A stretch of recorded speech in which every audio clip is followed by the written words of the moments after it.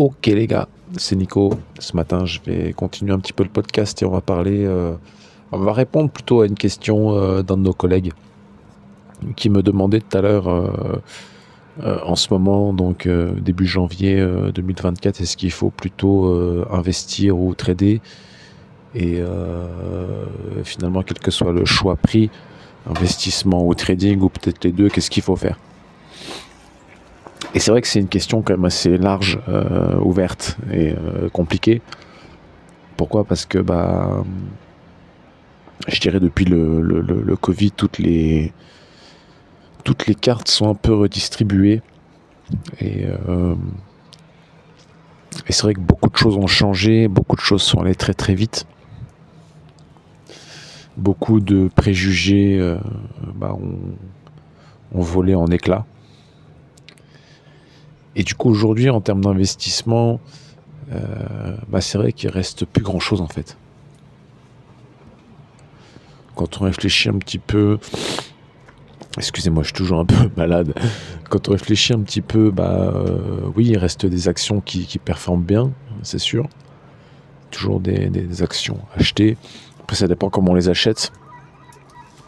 Parce que normalement, une action à la base, c'est un titre de propriété, mais ça dépend ça dépend sur quel produit dérivé vous l'achetez.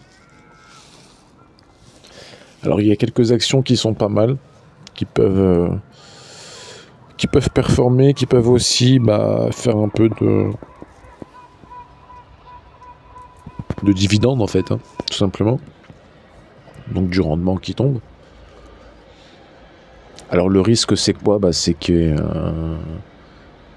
une récession mondiale, dans ce cas-là, les actions, normalement c'est censé aller à la cave, même si même en récession on boit toujours du coca. Il y a certaines actions, si vous voulez, que même en période de crise continuent à performer. Et du coup, par les actions dont je suis pas du tout spécialiste, hein, je vais vous le dire honnêtement. D'ailleurs, j'en détiens pas, parce que même si je vois bien l'intérêt, mais honnêtement, ça, je préfère être ailleurs. Donc il y a les actions qui, pourquoi pas, peuvent être intéressantes. Après, il faut faire attention en quelle monnaie ils sont libellés, c'est toujours pareil. Parce que si la monnaie dérouille et que vous avez une super performance, mais que la performance est cotée dans une monnaie de singe, malheureusement, quand vous rapatriez ça dans votre monnaie, tout est épuisé. Donc les actions, pourquoi pas, condition de bien rentrer, de bien sortir, mais pourquoi pas, même dans une optique, parce que là on parle d'investissement, donc mais dans une optique 2 ans, 5 ans, 10 ans, pourquoi pas.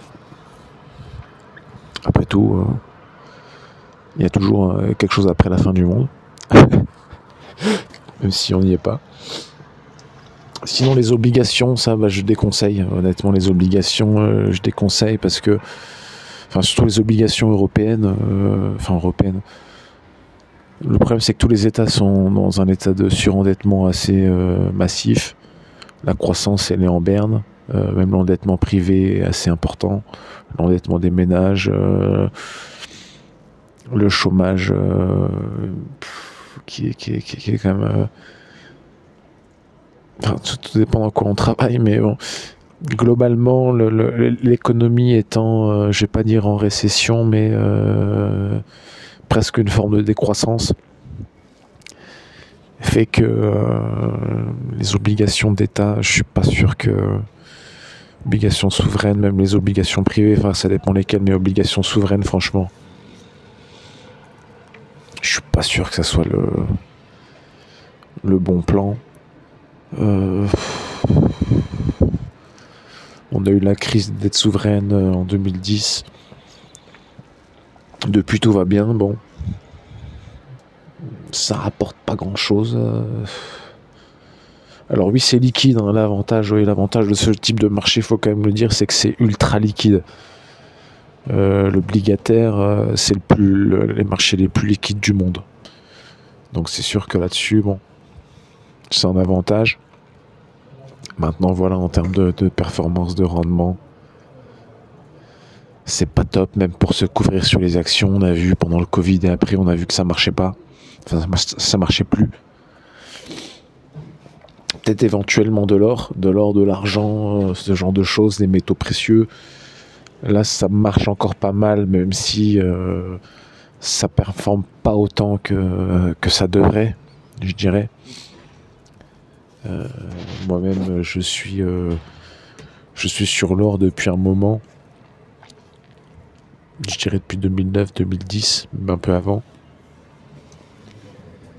Et c'est vrai que on a fait un point haut sur l'or en 2011, justement pendant la crise des dettes souveraines, où là à l'époque c'était très compliqué. Je me souviens en août 2011, c'était vraiment très très compliqué, même si la crise pourtant était passée. La crise de 2008 était passée. Et du coup, l'or, il a fait son top en 2011 à 1910, 1920. L'argent a fait son top à $50. C'était un truc de dingo, honnêtement. Je me souviens, je tradais ça à l'époque. C'était un truc de... C'était des gens. C'était comme c'était comme les shitcoins en ce moment. Pourtant, c'est quand même une valeur industrielle de référence.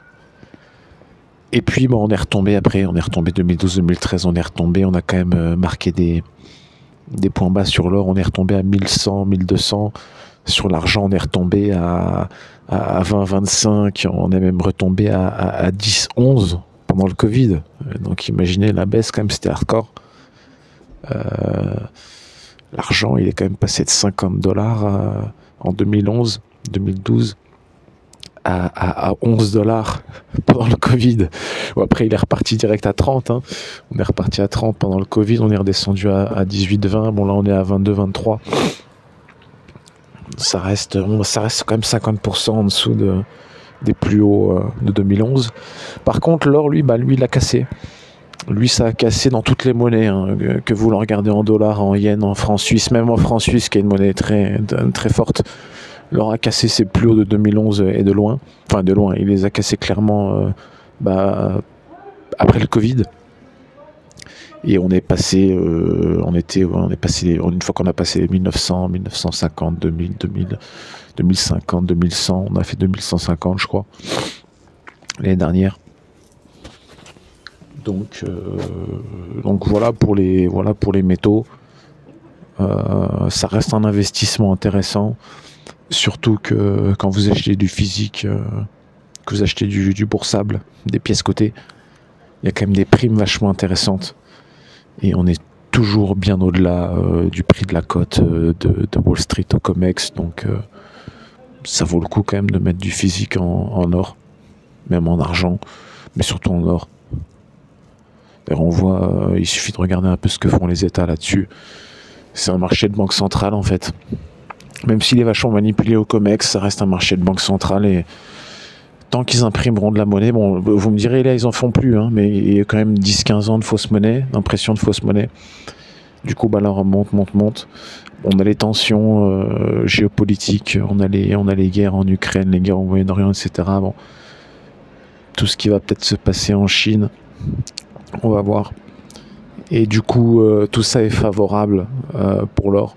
Et je continue de penser qu'il est très sous-évalué. Même à $2000 l'once, franchement. Alors il y a des collègues, je connais des gens que j'apprécie beaucoup et qui ont une superbe analyse et qui sur l'or sont encore bearish.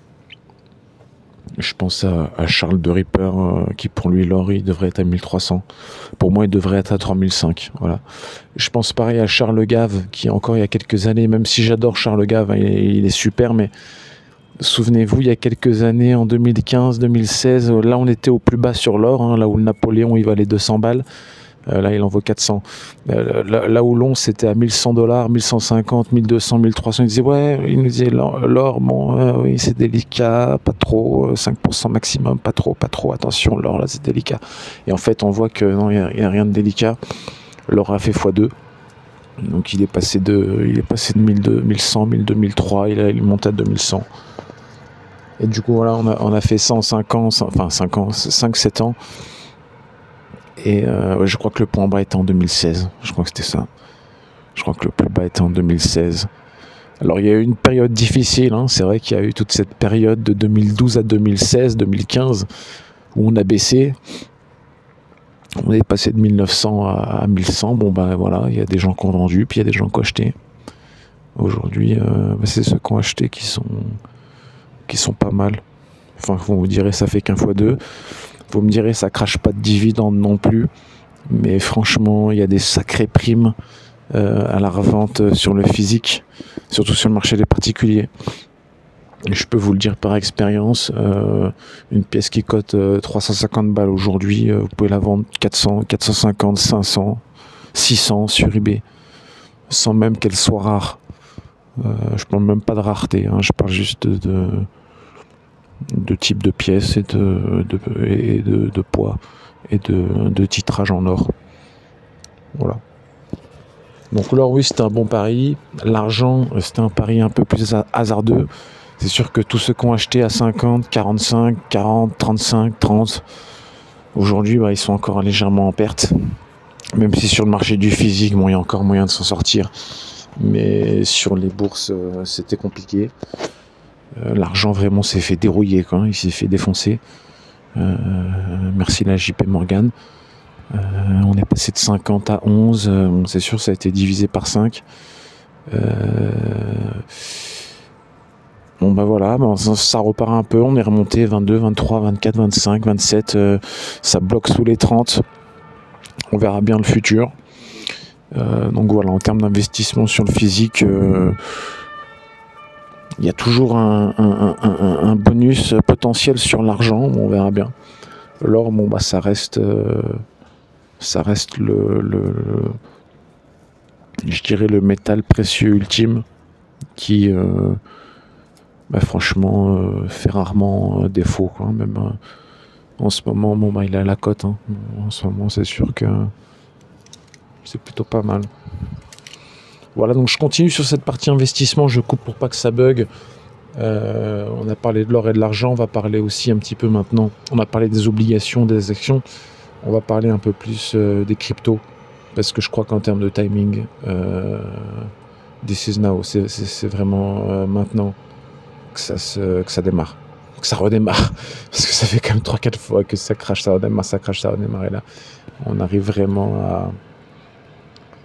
Je crois que vraiment le bear market est fini. Ça, je crois que on a vu, le bull market commence, et maintenant ça va être la question va être de savoir sur quoi on met du blé, et j'ai quelques idées. Voilà, je vous remercie pour votre attention. Et je vous souhaite à tous une très très bonne fin de matinée. On se retrouve dans le prochain podcast.